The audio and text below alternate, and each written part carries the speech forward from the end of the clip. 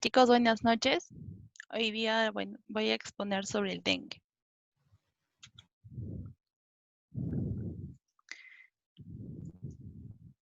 Vamos a tocar 6 puntos sobre qué es el dengue, su etiología, patogenia, manifestaciones clínicas, diagnóstico y tratamiento.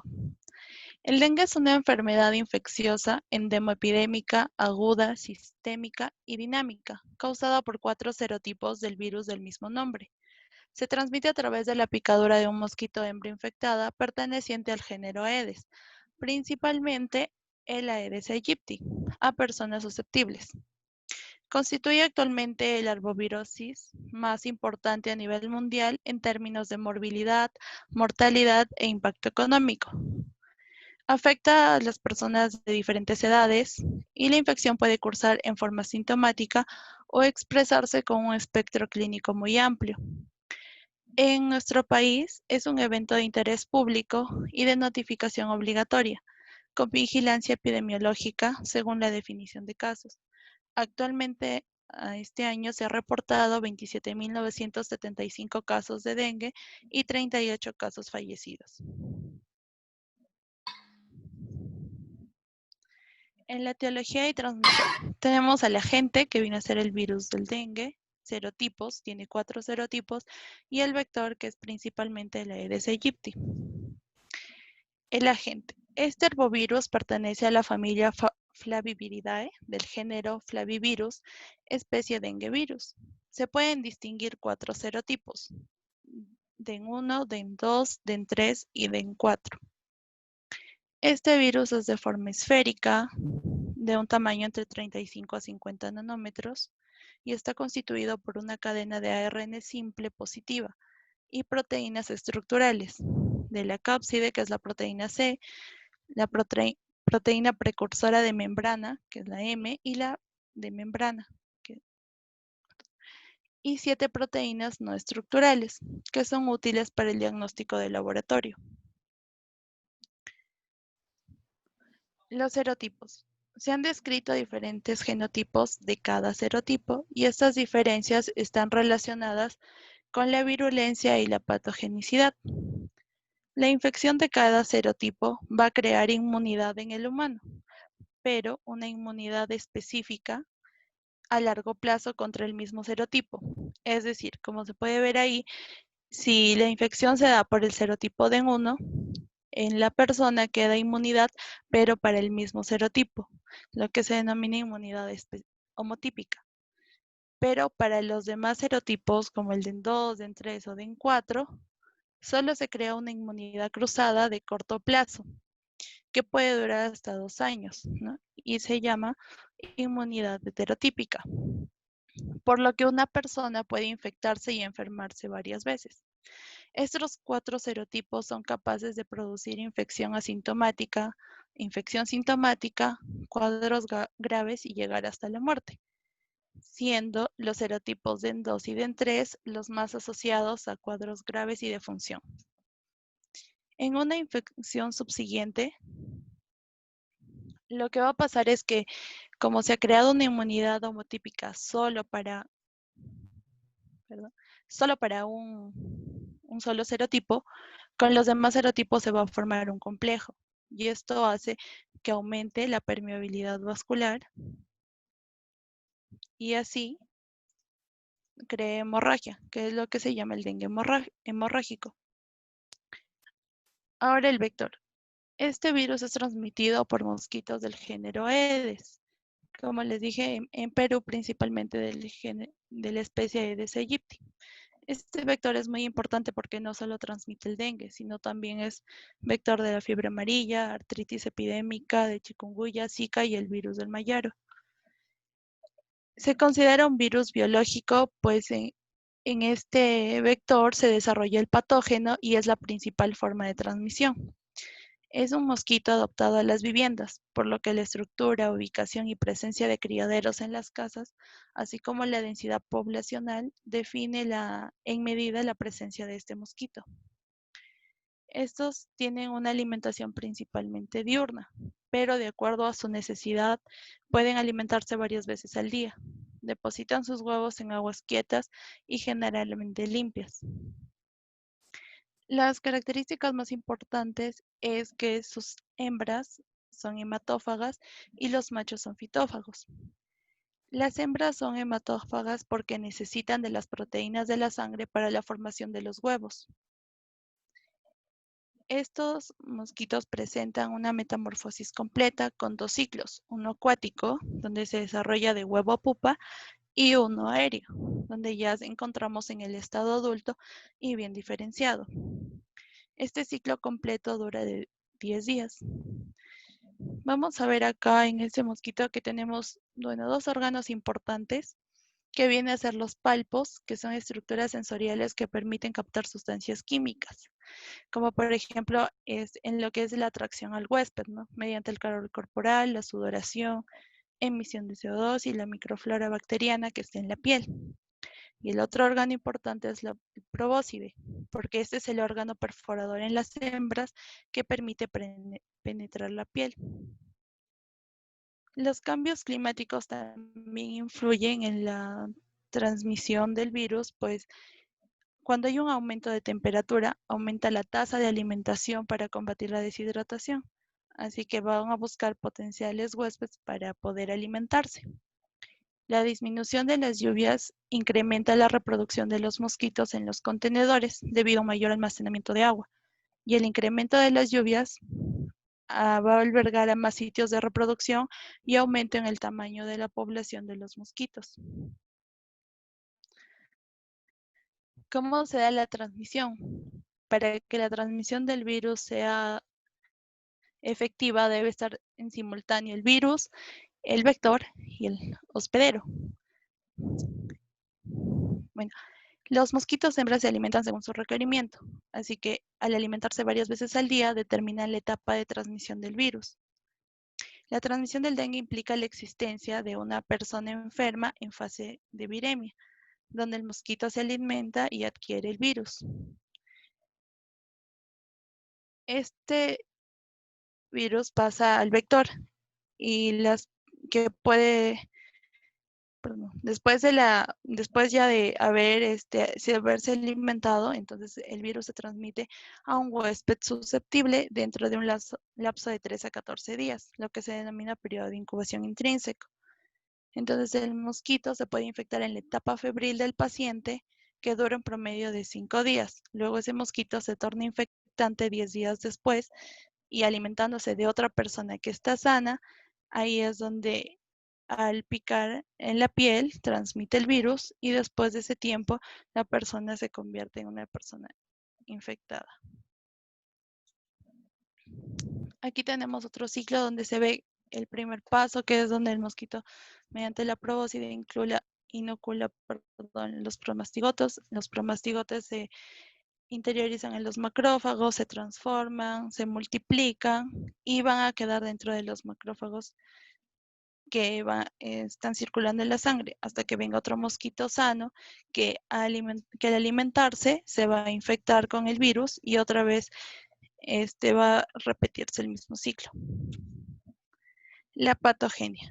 La patogénesis de esta enfermedad está determinada por la respuesta inmune del huésped, desencadenada por la infección del virus, con la participación de las células presentadoras de antígenos, la inmunidad humoral y la inmunidad celular. Vamos a tener una infección primaria y una infección secundaria. En la infección primaria va a haber la participación de un serotipo. Generalmente es benigna y tiene una duración corta de una semana, donde participa nuestra inmunidad específica. En cambio, la infección secundaria es una infección por un serotipo diferente a la anterior y es una infección más severa, donde ya no se crea un anticuerpo neutralizante, sino se van a crear complejos de virus anticuerpo.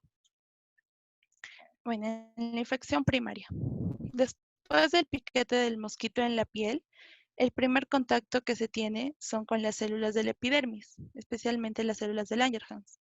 Y los virus que han pasado al torrente sanguíneo van a tener contacto con las células endoteliales y los monocitos, de manera que estas células van a presentar el virus al linfocito T. activándose primero los CD4 y luego los CD8, con liberación de citoquinas. Esta liberación de citoquinas es lo que se refleja en el dolor del cuerpo en los pacientes. Con esta activación va a haber una proliferación de linfocitos T de memoria y una producción de citoquinas proinflamatorias. Los linfocitos T de memoria son los que generan los anticuerpos neutralizantes, que como su mismo nombre lo dice, va a neutralizar al virus y quedamos con la inmunidad. Y también la activación de los macrófagos van a destruir a los virus intracelulares. En cambio, las citoquinas proinflamatorias conducen a una disfunción en las células endoteliales vasculares, aumentando la permeabilidad vascular, lo que provoca una extravasación del plasma, que es la alteración fisiopatológica fundamental de esta enfermedad, pues por esta extravasación se escapan agua y proteínas hacia el espacio extracelular. Esto origina un aumento en el hematocrito, hipoalbuminemia, desarrollo de derrames pleurales, hemorragias y trastornos de la coagulación, lo que se observa en casos de dengue grave. Pero cuando hay una pérdida sostenida de este líquido, conduce a una hipoperfusión tisular, hipoglucemia, acidosis láctica y una disfunción multiorgánica. En la infección secundaria, así como se han creado los anticuerpos neutralizantes, también tenemos anticuerpos no neutralizantes, que que también se llaman inhibidores de hemaglutinación. Es decir, estos anticuerpos no tienen acción contra otros serotipos, lo que produce una amplificación dependiente de anticuerpos, formando con los nuevos virus un complejo que se llama complejo virus-anticuerpo. Este complejo va a facilitar el ingreso de las partículas virales a los monocitos y macrófagos, que son el principal sitio de replicación del virus, aumentando así la carga viral. Este virus también puede ir a otros tejidos y replicarse como en el hígado, cerebro, páncreas y corazón.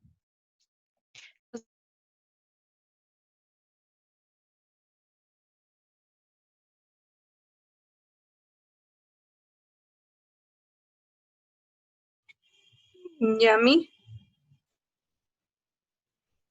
Los monocitos que ya se han infectado van a liberar mediadores vasoactivos que van a aumentar la permeabilidad vascular, lo que se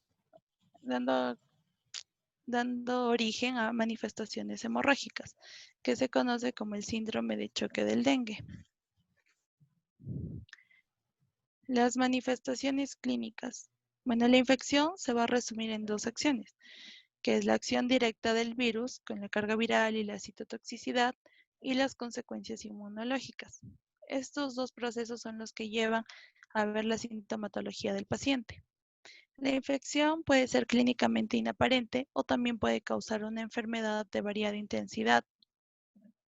Los síntomas generales son fiebre, náuseas, vómitos, sarpullidos, pero lo más notorio o lo más importante es la fiebre, junto a cualquiera de estos otros síntomas, que generalmente duran entre 2 a 7 días y la mayoría de personas se recupera alrededor de estos.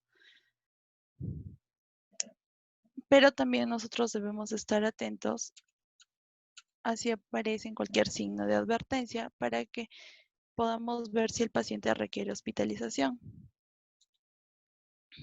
Es así que se ha creado por la OMS en el año 2009 la llamada clasificación revisada, que surgió a partir de los resultados de un estudio, donde se define criterios clínicos para clasificar al dengue de 3 formas, de acuerdo a los signos de alarma y dengue severo.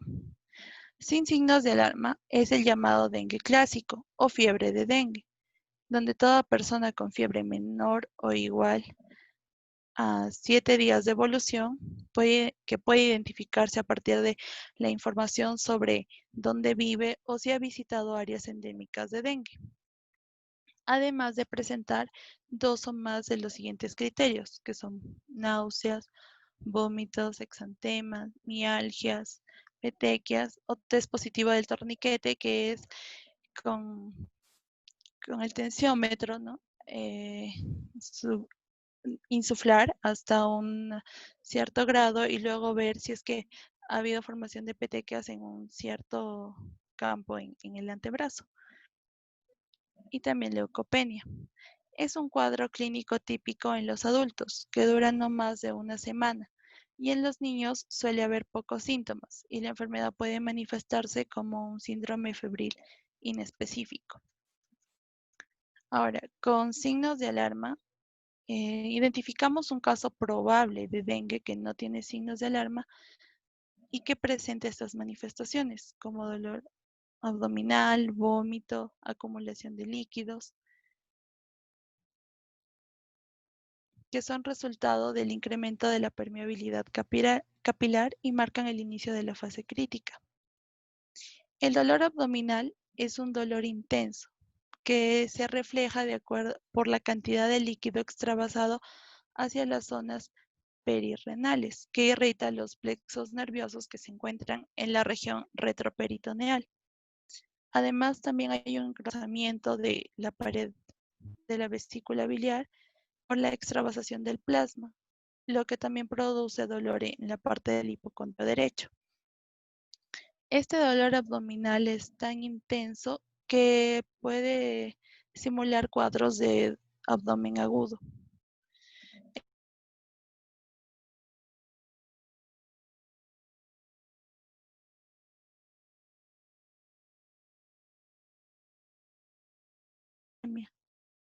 La acumulación de líquidos puede manifestarse por derrame pleural, ascitis o derrame pericárdico. El sangrado de las mucosas puede presentarse en encías, en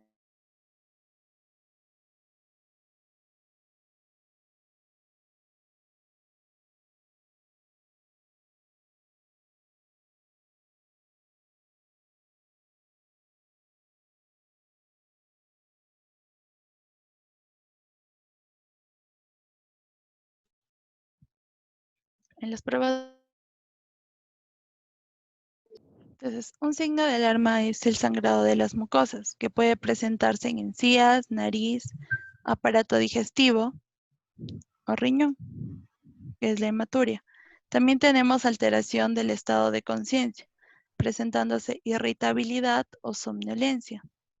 Y la hepatomegalia, que donde palpamos el borde hepático más de 2 centímetros por debajo del margen costal. En los análisis de laboratorio tenemos el aumento progresivo del hematocrito.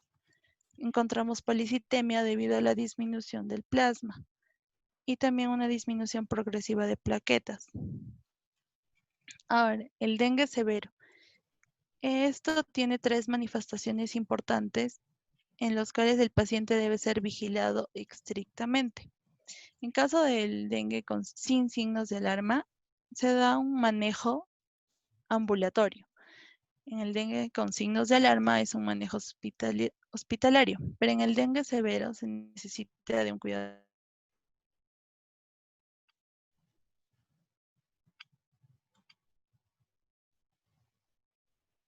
En el dengue severo vamos a tener un escape importante del plasma, lo que va a llevar a un shock, acumulación de fluidos y distrés respiratorio.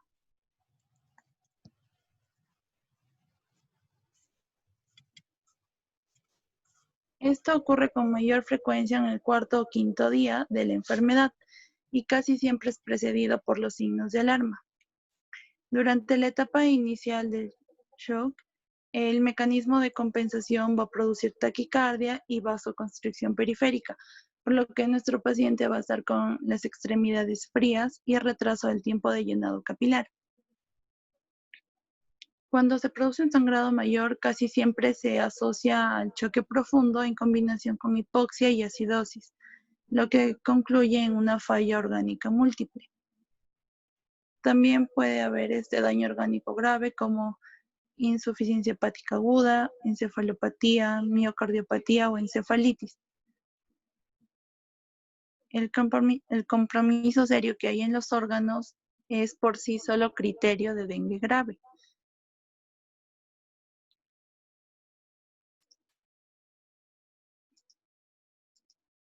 Vamos a tener también la interacción cronológica, donde se va a ver las etapas de la enfermedad. Aunque el 90% de los casos su duración es muy corta, no mayor a una semana, la evolución puede modificarse y agravarse de manera súbita. Tenemos primero la etapa febril. Esta etapa se inicia de forma repentina con una duración variable.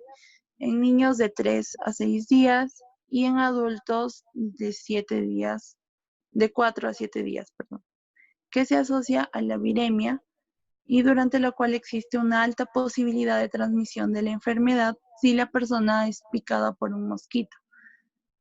En esta etapa el paciente puede tener, además de la fiebre, dolor muscular, articular, cefalea, exantema, prurito y síntomas digestivos, como un discreto dolor abdominal y a veces diarrea. También en algunos pacientes puede detectarse un poco de extravasación plasmática, pero sin significado hemodinámico. Esta evolución termina por la caída de la fiebre. Lo más importante de esta etapa es la deshidratación en el paciente.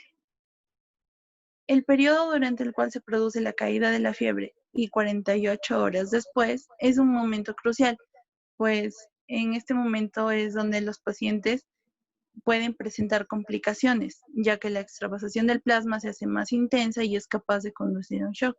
Así pasamos a la etapa crítica, que se caracteriza ya por un escape de fluidos hacia el espacio extravascular, que puede llevar a un shock hipovolémico debido a la extravasación.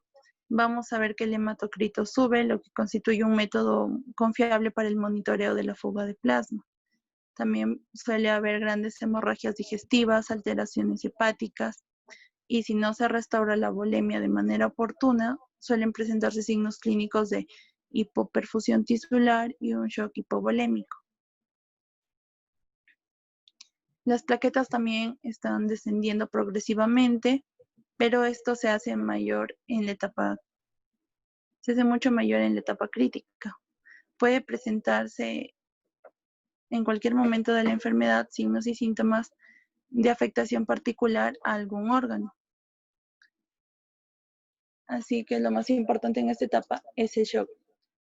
Y luego pasamos a la etapa de recuperación, que generalmente se hace evidente la mejoría del paciente, pero en ocasiones existe un estado de sobrecarga de volumen, es decir, va a haber hipervolemia porque el tratamiento, fue excesivo o se ha extendido el periodo. En esta etapa se debe vigilar sobre todo a aquellos pacientes que tengan dificultades en el manejo de los líquidos.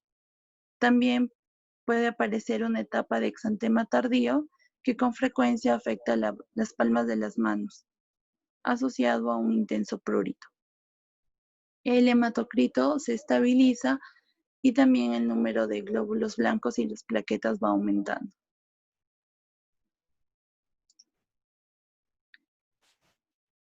El diagnóstico.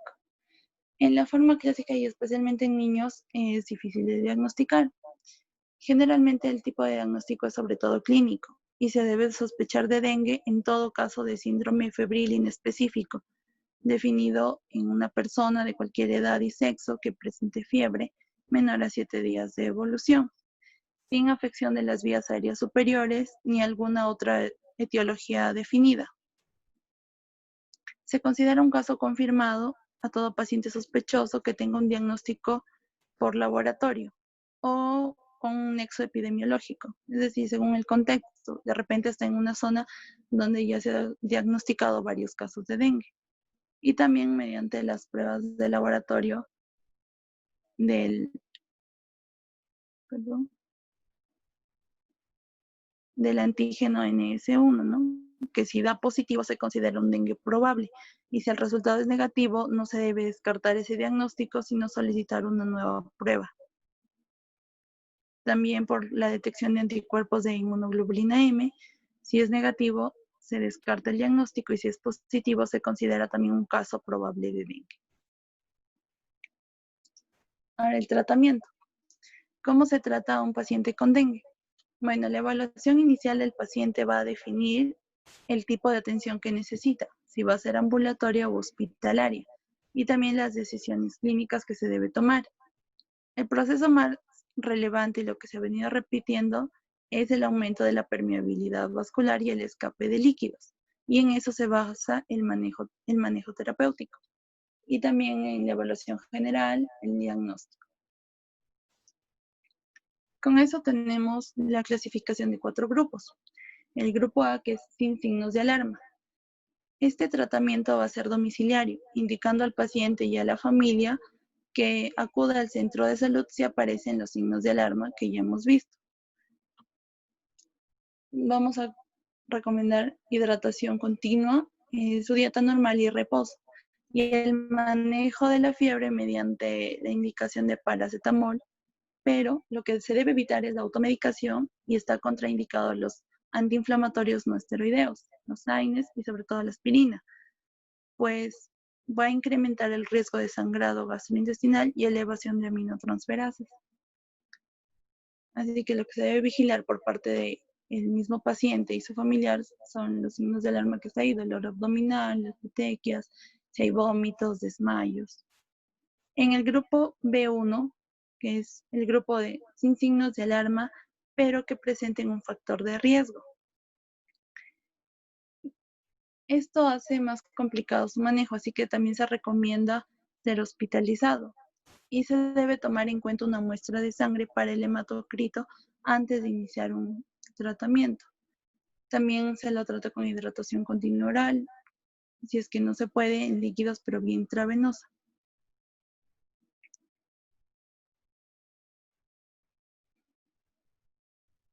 En el grupo B2 con signos de alarma, estos casos también requieren reposición de líquidos y monitoreo de signos vitales cada un poco menor de tiempo. Se debe evaluar estrechamente su evolución, controlando el hematocrito, diuresis y tiempo de llenado capilar. Y en el grupo C con signos de alarma, que es un manejo hospitalario obligatorio, se debe tratar con hidratación con cristaloides y sobre todo tratar el shock y evitar la reposición de volumen excesivo para poder así evitar la hipervolemia. Eso es todo, chicos. Gracias. Esas son las referencias que he utilizado y he encontrado esta única pregunta sobre dengue, bueno, en el ENAM, que es ¿alrededor de qué días se complica el dengue usualmente? ¿Pueden responder o yo la respondo? Gracias, Yavisita, por tu, ¿sí me escuchas? Así, por tu exposición. Estuvo linda. A ver, a ver. ¿Beso? No. Dedo. No. ¿No? ¿Qué dice? ¿La B? Dedo complicado. No. Complicado. La E. 7 días. No. Ah, pues me doy. La C. De 4 a 6 días. Ya. A ver. Esa es la única pregunta que he encontrado para acá en Perú. En mí sí he encontrado un montón de dengue, sobre todo son casos clínicos. Esta fue una de 2004. Preguntan la definición, ¿qué es el dengue?